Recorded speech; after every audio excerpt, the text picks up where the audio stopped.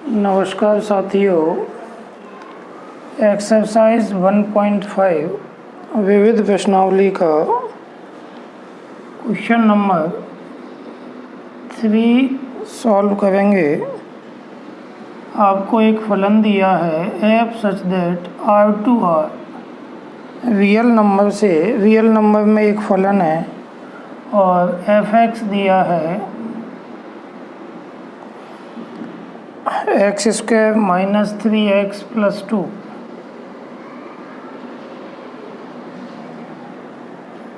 f of fx find करना है।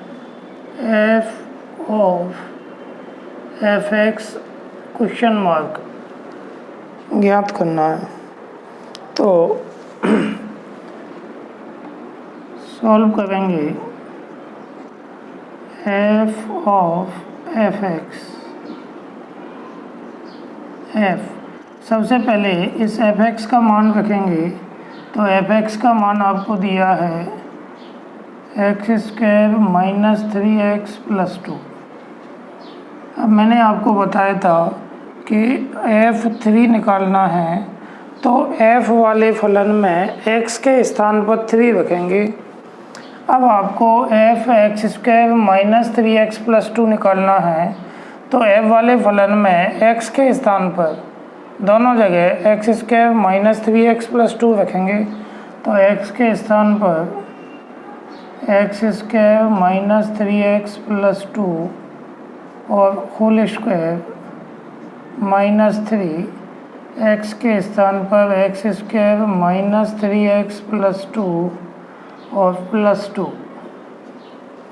अब इसका होल स्क्वायर खोलेंगे, तो होल स्क्वायर के लिए a प्लस बी प्लस सी के होल स्क्वायर से खोलेंगे, तो a स्क्वायर में आएगा x4 प्लस बी स्क्वायर में आएगा 9x square plus C square में 4 आएगा। अब 2ab, अब इन दोनों का गुणा करेंगे, 2 का और करेंगे तो माइनस आएगा।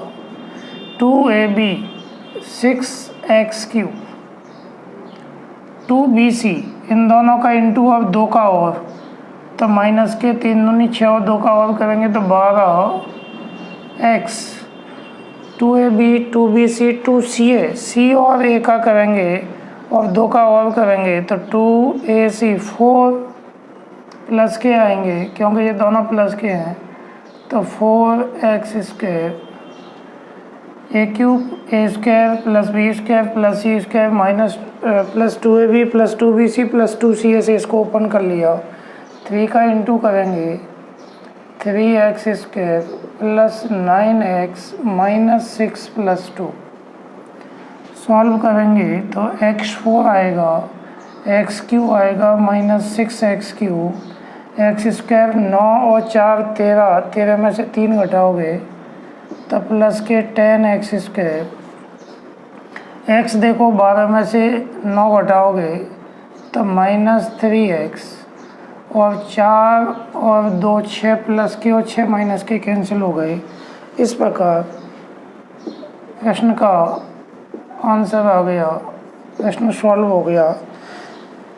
इसके बाद क्वेश्चन नंबर 4 देखते हैं, जो चौथा प्रश्न है, थोड़ा सा बड़ा है, अच्छी तरह से समझ के करेंगे इस प्रश्न को। आपको एक फलन दिया है f सच दैट r2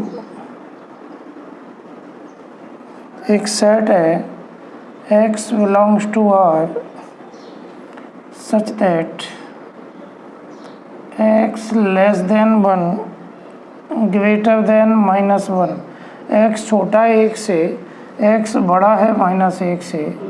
तो ये एक फलन है, इसका r प्रांत मीन्स डोमेन है, और ये ऐसी वास्तविक संख्या जो 1 और माइनस 1 के बीच में है, वो इसका कोडोमेन सह प्रांत है। फलन fx दिया है,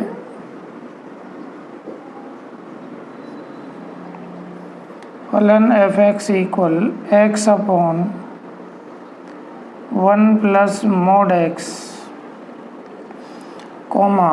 x बिलोंग्स टू R द्वारा परिभाषित फलन एकैकी तथा आच्छादक है। सिद्ध करना है कि ये फलन एकैकी मीन्स 1 है, आच्छादक मीन्स ऑन टू है। तो इसमें सबसे पहले फलन का ये मोड हटाना पड़ेगा। आपको पता है f(x) equal x upon 1 plus, देखो कंडीशन ली x ग्रेटर देन और इक्वल 0, x 0 से बड़ा या बराबर है तब mod x प्लस का x होता है।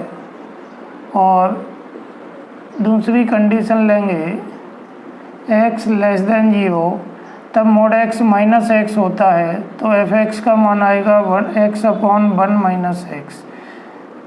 x 0 से बड़ा और बराबर है तब mod x x होता है, और x 0 से छोटा है तब mod x माइनस x होता है। आपने साइड में बता देता हूँ 11th f(x) equal mod x की परिभाषा पढ़ी है। f(x) इक्वल x आता है जब x 0 से बड़ा या बराबर है, और माइनस x आता है जब x 0 से छोटा है। तो इसको लिखने की आवश्यकता नहीं है, केवल इसको समझना है। इस प्रकार आपको f(x) के 2 मान प्राप्त हो गए। अब सबसे पहले एकैकी फलन 1 फंक्शन देखना है।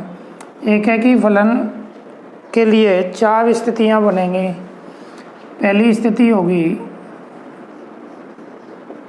स्थिति 1, यदि x1 तथा x2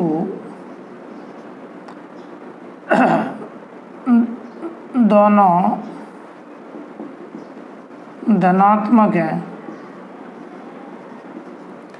x1 and x2 are both positive, दोनों धनात्मक हैं, तब एकैकी फलन के लिए f(x1) इक्वल f(x2) अब देखो f(x1) है तो x के स्थान पर x1 यहाँ रखेंगे कि यहाँ रखेंगे, धनात्मक है माने 0 से बड़ा है, तो x 0 से बड़ा है तो यहाँ रखेंगे। x1 और x2 दोनों ही धनात्मक है, तो x1 आएगा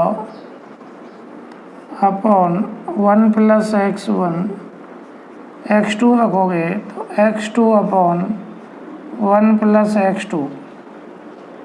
इसमें क्यों नहीं रखा? क्योंकि दोनों धनात्मक हैं, 0 से बड़े हैं, तो x1 रखा एक बार, f(x1) आ गया, x2 रखा तो f(x2) आ गया। क्रॉस इनटू कर लो, x1 plus x1 x2, x2 plus x1 x2, x1 x2 cancel हो गए तो ये आ गया x1 इक्वल x2। आपने पढ़ा है कि f(x1) इक्वल f(x2) लेके चले, और यदि x1 इक्वल x2 आ जाए तो फलन एकैकी होता है, अतः f एकैकी फलन है।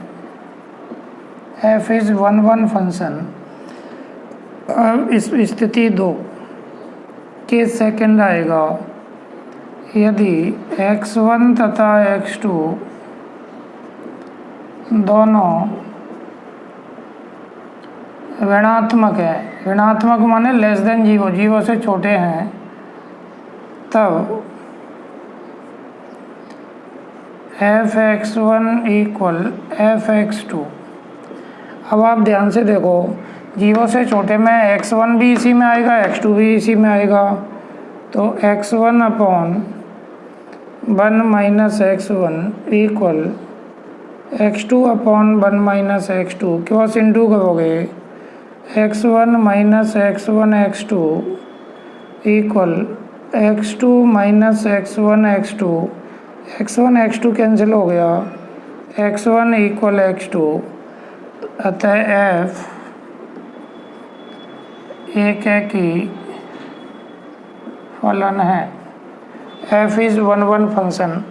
अब आप दोनों स्थितियों में फलन एकैकी हो गए। 2 स्थिति और बनेंगी इसकी। स्थिति 3, केस 3 है, यदि x1 धनात्मक मीन्स पॉजिटिव तथा x2 ऋणात्मक मीन्स नेगेटिव है, तब f(x1) इक्वल f(x2). अब देखो x1 धनात्मक है तो x 0 से बड़ा है तो x1 इसमें आएगा, x1/1 प्लस x1। x2 ऋणात्मक है, नेगेटिव है तो इसमें आएगा, x 0 से छोटा है तो x2/1 minus x2 cross into करो, x1 minus x1 x2 equal x2 plus x1 x2। x1 x2 इधर ले आओ, ये उधर ले जाओ, x1 x2 plus x1 x2 तो x1 माइनस x2 आ गया 2x1 x2। अब आप देखो जो कि संभव नहीं है, क्यों नहीं है पहले ये पता लगा लें। x1 धनात्मक है, पॉजिटिव है, ऐसे 4 हो गया, x2 ऋणात्मक है, ऐसे -3 हो गया, और बीच में आप माइनस लगाओगे तो 4 + 3 7 आएगा, माने प्लस का आएगा। अब यहाँ देखो 2, x1 धनात्मक मीन्स 4 है, x2 ऋणात्मक मीन्स -3 है, इसको आप सॉल्व करोगे तो माइनस का आएगा। तो LHS तो आई है प्लस की, धनात्मक पॉजिटिव, और RHS आई है आपकी नेगेटिव। तो LHS में धन की संख्या है और RHS में ऋण की संख्या तो कभी बराबर नहीं आएगी, जो कि संभव नहीं है। अब ये कंडीशन संभव नहीं है, यह स्थिति संभव नहीं है, तो कह नहीं सकते कि फलन एकाकी है या नहीं। इस स्थिति में कुछ नहीं कहा जा सकता, माने ये स्थिति से कोई निष्कर्ष नहीं निकलेगा। अब स्थिति 4, यदि x1 ऋणात्मक, पलट लेते हैं, पहले धनात्मक था नेगेटिव, तथा x2 धनात्मक मीन्स पॉजिटिव है, तब देन f(x1) इक्वल f(x2). अब x1 ऋणात्मक है तो इसमें आएगा 0 से छोटे में x1/1 माइनस x1। x2 धनात्मक पॉजिटिव है तो 0 से बड़े में आएगा x2/1 plus x2, cross into करते हैं, x1 plus x1 x2 equal x2 minus x1 x2, x2 इधर ले आए, x1 माइनस x2, इसको उधर ले जाएं, माइनस x1 x2 और माइनस x1 x2, तो x1 माइनस x2 आएगा आपका -2x1 x2। अब आप देखो x1 ऋणात्मक है, माने -4 ले लिया, और x2 धनात्मक है माने 3 ले लिया, तो टोटल जो नेगेटिव आएगा, ऋणात्मक नेगेटिव। RHS में देखें x1 -2 तो है ही, x1 ऋणात्मक है, कोई सा भी ऋण का अंक ले लो, -4 ले लिया, x2 एक धन का ले लो, अब इनका इंटू करोगे तो माइनस माइनस प्लस हो जाएगा, माने धनात्मक आएगा। अब आप देखो LHS माइनस की है, RHS प्लस की है, तो बराबर नहीं हो सकते, अतः या जो कि संभव नहीं है, संभव नहीं है, विच इज़ नॉट पॉसिबल। तो इस स्थिति में भी एकाकी के विषय में कुछ नहीं कहा जा सकता। तो फाइनली फलन एकाकी है, फर्स्ट और सेकंड दोनों स्थितियों में फलन एकाकी है। इस प्रकार फलन f एकाकी है, thus फंक्शन f इज 1 1। अब वीडियो को पॉज करके आप लोग नोट कर लें, आक्षादक देखते हैं ऑन टू। तो आक्षादक के लिए भी दो स्थिति बनती हैं, यहाँ पे दो केस बनेंगे। आक्षादक फलन ऑन टू फंक्शन, स्थिति एक बनेगी, केस फर्स्ट आएगा x ग्रेटर देन और इक्वल 0 के लिए, x 0 से बड़ा है तब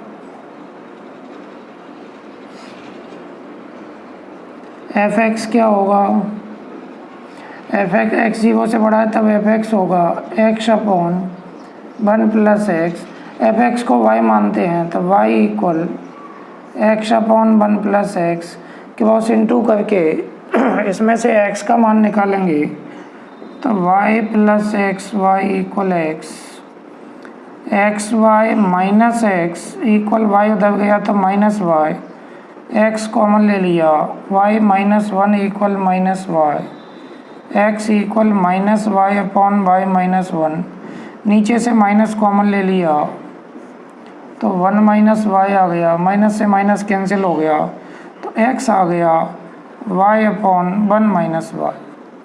अब आक्षादक फलन की परिभाषा में आपने देखा होगा कि f(x) इक्वल y आ जाए तो फलन f को आक्षादक कहते हैं, ऑनटू कहते हैं, तो f(x) निकालेंगे और x के स्थान पर y अपॉन 1 माइनस वाई। अब क्या करोगे, f y upon 1 minus Y निकालना है तो f वाले फलन में x के स्थान पर y अपॉन 1 माइनस वाई रखेंगे, तो f वाला फलन जो है x के स्थान पर y अपॉन 1 माइनस वाई और नीचे 1 प्लस x के स्थान पर y upon 1 minus Y, solve करेंगे तो y upon 1 minus Y, LCM लोगे 1 minus Y plus Y upon 1 minus Y, 1 minus Y cancel हो जाएगा, y भी कैंसिल हो जाएगा तो y अपॉन 1 मीन्स y आ गया, तो f(x) इक्वल y आ गया। अतः इस स्थिति में f आक्षादक फलन है। In this case f is onto function. अब स्थिति सेकंड देखते हैं। स्थिति 2, यदि x less then 0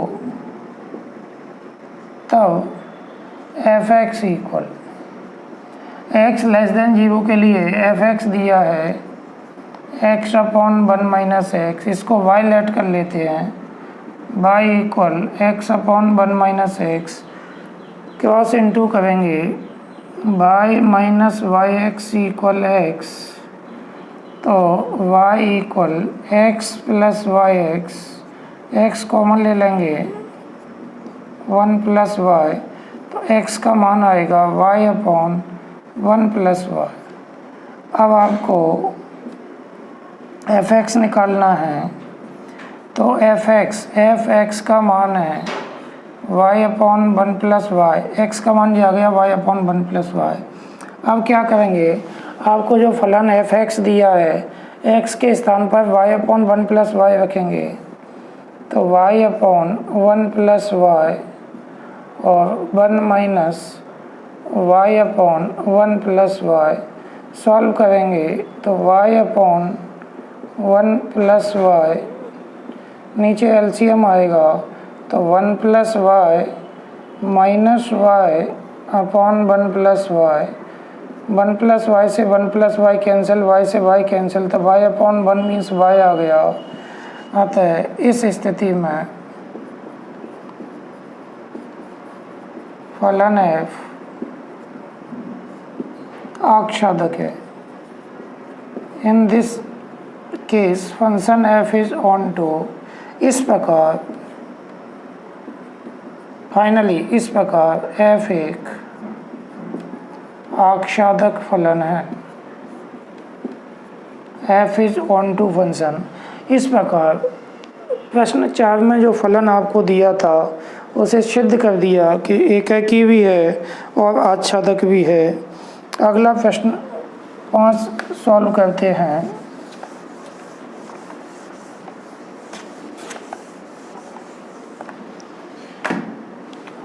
question number 5 में छोटा प्रश्न है। एक फलन दिया है f(x) इक्वल एक्स क्यूब और f such that R2R real number से रियल नंबर में है। सिद्ध करना है कि एक ही है। तो एक ही फलन के लिए f(x1) इक्वल f(x2) लेके चलते हैं और यदि x1 इक्वल x2 आ जाए तो कह देंगे f एक ही फलन है। तो x1 रखोगे तो x1 Q equal x2 Q root लेंगे तो क्यू हट जाएगा, x1 इक्वल x2, अतः f एक ही फलन है। f is one function. इस प्रकार पांचवा प्रश्न कंप्लीट हो गया। छोटा प्रश्न था। छठवां प्रश्न हल करते हैं। क्वेश्चन नंबर 6 है। एक फलन f दिया है सच दैट n(n) और एक फंक्शन g दिया है सच दैट z(z) ये नेचुरल पाके संख्याओं से पाके संख्याओं में है और ये इंटीजर पूर्णांकों से पूर्णांक में है। वो कह रहा है दो फलनों f तथा g के उदाहरण दीजिए जो इस प्रकार हो कि गॉफ एक ही है परंतु g एक ही नहीं है। मैंने इसका ऐसा एग्जाम्पल देना है कि गॉफ तो एक ही हो जाए, एक ही मीन्स 1 और g एक ही ना हो, एक ही नहीं है। गॉफ 1 हो जाए और जी 1 ना हो, ऐसा आपको एक एग्जाम्पल लेना है। तो इसमें संकेत भी दिया किताब में, संकेत ना हो तो भी अपन प्रश्न को दूसरे एग्जाम्पल से हल कर लेते हैं। f(x) इक्वल एक फलन ले लिया x f such that n(n) और gx एक फलन ले लिया mod x। प्रश्न में संकेत दिया है उसमें f(x) gx इन्हीं फलनों को लिया है। आप दूसरे फलन भी ले सकते हो। लेना ऐसे है कि गॉफ एक ही हो जाए और g एक ही ना हो। अब gx के स्थान पर x² ले सकते हो तो भी हो जाएगा। तो ऐसा कोई घटना नहीं है कि यही एग्जाम्पल है। तो मैंने ये दो फलन मान लिए लेट। अब गॉफ एक ही है तो Gauff x1 equal gof x2 लेके चलें और यदि x1 इक्वल x2 आ जाए तो बता देंगे कि गॉफ g ऑफ f एक ही फलन है। तो दो एलिमेंट ले लेते हैं। माना let x1, x2 belongs to n। n means f के डोमेन प्रांत में से के लिए gof g operation of g o f का मतलब g operation of g operation f है। अब इस गॉफ का जो प्रांत है वो f का प्रांत होता है। तो f का प्रांत है ना डोमेन, तो इसमें से दो एलिमेंट ले लिए और Gauff x1 equal gof x2 लेके चलाओ। This imply that g of f(x1) equal g of f(x2). g f(x1) का मान x है और g f(x2) का मान f(x1) का x1 रखोगे तो x1 आएगा, g x1। दोबारा समझो, f(x1) x1 आएगा, g बाहर लिखा हुआ है और f(x2) निकालोगे तो x2 रखेंगे तो x2 आएगा, g x2। अब g वाले फलन में रखेंगे x1 तो x1 रखोगे तो mod x1 इक्वल x2 रखोगे g x2 निकालोगे mod x2। इसे यदि सॉल्व करोगे तो x1 equal plus minus x2 आता है। लेकिन x1 x2 belongs to n है, बाकी संख्याएं नेचुरल नंबर है, इसलिए माइनस नहीं आएगा, तो x1 इक्वल x2 आ गया। अब आप देखो gof x1 equal gof x2, this imply that x1 equal x2, अतः GOF एक ही फलन है। Gof is one function. अब पता लगाना है कि g जो फलन है वो एक ही नहीं है, तो क्या करते हैं, g वाले फलन को बताते हैं कि एक ही नहीं है। तो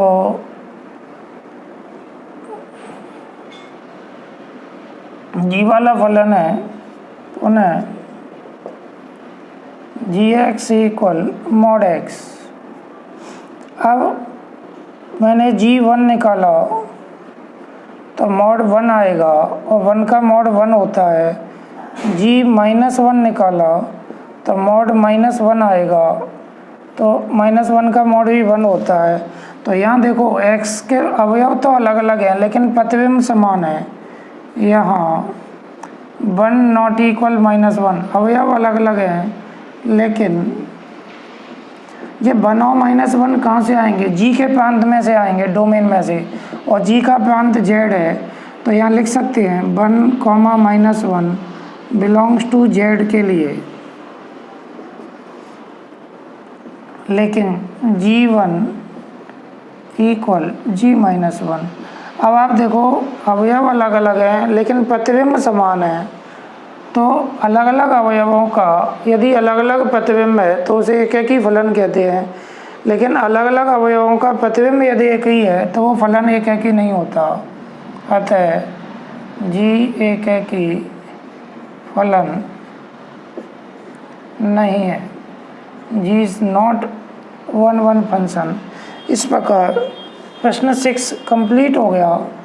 आप एक ऐसा एग्जाम्पल दूसरा भी ले सकते हैं जिससे ये सिद्ध हो जाए कि गॉफ एक ही है लेकिन जी एक ही नहीं है। प्रैक्टिस करने पर स्वयं आप नए नए उदाहरण लेके इस प्रश्न को सॉल्व कर सकते हैं। क्वेश्चन नंबर 7 देखते हैं। दो फलन दिए हैं f such that n to n, बाकी संख्याओं से और g such that g such that है n to n, दोनों ही n to n में है।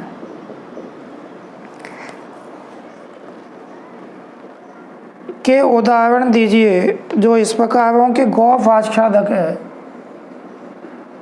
गॉफ आच्छादक है मीन्स ऑन टू है, और f आच्छादक नहीं है, f ऑन टू नहीं है। ऐसा एग्जाम्पल देना है तो एक उदाहरण लेते हैं। f(x) इक्वल माना f(x) इक्वल x प्लस 1 और एक gx लेते हैं। gx को डिफाइन कर लेते हैं, x माइनस 1 है यदि x 1 से बड़ा है और 1 है यदि x 1 के इक्वल है। तो ऐसे दो फलन ले लिए f और g कि गॉफ आच्छादक हो जाए और f आच्छादक न हो। अब आप देखिए यदि कोई फलन तत्समक है, आइडेंटिटी फंक्शन है, तो वो एक ही भी होता है और आच्छादक भी होता है। यदि मैं गॉफ को तत्समक सिद्ध कर दूं, मैं यदि सिद्ध कर दूं, देखो तत्समक क्या होता है, आइडेंटिटी क्या होता है, f(x) इक्वल x आ जाए तो f एक तत्समक फलन है, आइडेंटिटी फंक्शन है। इसी प्रकार गॉफ x इक्वल x आ जाए तो गॉफ एक तत्समक फलन हो जाएगा, और प्रत्येक तत्समक फलन एक भी होता है और आच्छादक भी होता है। तो गॉफ को मैं तत्समक सिद्ध कर दूंगा तो कह देंगे कि गॉफ आच्छादक है। तो और तत्समक के लिए गॉफ x निकालेंगे, g of f(x), g f(x) का मान x प्लस 1 है। अब आपको जी वाले फलन में x के स्थान पर x+1 रखना है, तो यहाँ रखेंगे कि यहाँ रखेंगे? तो x+1 माने x से बड़ा है, x में यदि कुछ जोड़ दें तो वो संख्या x से बड़ी हो जाती है। तो x से बड़ा x में 1 जोड़ रहा है तो वो 1 से बड़ा है, तो x 1 से बड़ा है तो x-1 यहाँ रखेंगे। x के स्थान पर x+1 और -1 पहले से है, 1 से 1 कैंसिल हो गया, तो गॉफ x आ गया। अतः गॉफ एक तत्समक फलन है। Gof is an identity function. इस प्रकार मैंने अभी बताया है प्रत्येक तत्समक फलन एक ही और आख्यादक होता है, तो इस प्रकार गॉफ आख्यादक है। Gof is onto function. अब आपको सिद्ध करना है पुनः कि जी एफ आच्छादक नहीं है। तो इसके लिए क्या करते हैं, एफ जो फलन है वो n to n में है, n से n में है, n में 1 2 3 बाकी संख्या है।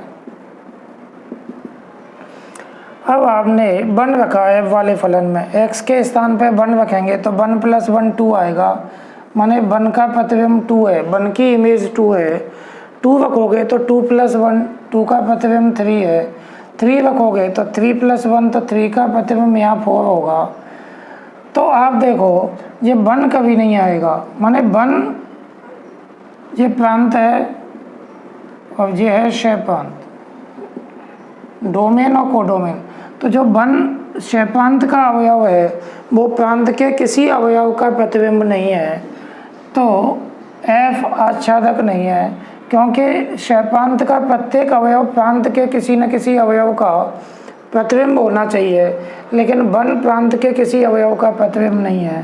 तो अब लिखेंगे कैसे? तो लिखने के लिए आपने पिछली एक्सरसाइज में कई बार लिखाया है 1 बिलोंग्स टू n क्षयप्रांत के लिए एक ऐसे अवयव x बिलोंग्स टू n, प्रांत मीन्स डोमेन, का अस्तित्व नहीं है कि f(x) = y1 है तो f(x) = 1, माने 1 प्रांत के किसी भी अवयव का प्रतिबिंब नहीं है। अतः f आख्यादक फलन नहीं है, f is not onto function. दोबारा समझो 1 बिलोंग्स टू n के लिए, for 1 belongs to n codomain में है और डोमेन में एक ऐसा एलिमेंट x एग्जिस्ट नहीं है जिसके लिए f(x) = 1 प्राप्त हो जाए, तो फलन f आख्यादक फलन नहीं है। इस प्रकार 7वां प्रश्न कंप्लीट हो गया। वीडियो को पॉज करके सभी प्रश्नों को नोट करें, वीडियो बार बार देखें और इसी एक्सरसाइज के आगे के प्रश्न अगले वीडियो में शेयर करेंगे। धन्यवाद।